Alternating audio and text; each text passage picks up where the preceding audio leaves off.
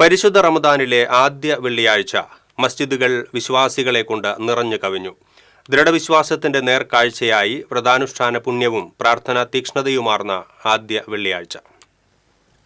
വളരെ നേരത്തെ തന്നെ മസ്ജിദുകളിൽ ഇടം പിടിച്ച വിശ്വാസികൾ സൂറത്തുൽ കഫും സൂറത്തുൽ യാസിനും ഓതിയാണ് കുത്തൂബയുടെ സമയം വരെ വിശ്വാസപൂർവ്വം കാത്തിരുന്നത്. കഴിഞ്ഞുപോയിക്കൊണ്ടിരിക്കുന്ന കാരുണ്യത്തിന്റെ ആദ്യ പത്തിൽ മനുഷ്യരോട് കരുണയും കാരുണ്യവും കാണിക്കുവാനും ജാതിമത ചിന്തകൾക്ക് അതീതമായി പാവങ്ങളെ സഹായിക്കുവാനും കുത്തൂബയിൽ ഖത്തീബുമാർ വിശ്വാസികളെ ഉദ്ബോധിപ്പിച്ചു.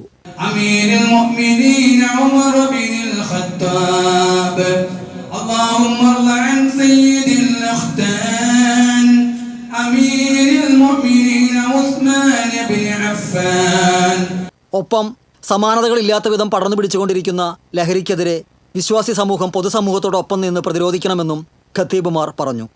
വേനലിന്റെ അതികഠിനമായ ചൂടിലാണ് ഈ വർഷം വിശ്വാസികൾ നോമ്പെടുക്കുന്നത്. മസ്ജിദുകളിലും മറ്റും നോമ്പുതുറയ്ക്കായി വിപുലമായ ഒരുക്കങ്ങളാണ് മഹല്ല് കമ്മിറ്റികൾ ചെയ്തിട്ടുള്ളത്. പല മസ്ജിദുകളിലും അസർ നമസ്കാരത്തിന് ശേഷം ജാതിമത ഭേദങ്ങളില്ലാതെ അവിടെയെത്തുന്ന എല്ലാവർക്കും ജീരകക്കഞ്ഞി വിതരണവും നടത്തുന്നുണ്ട്.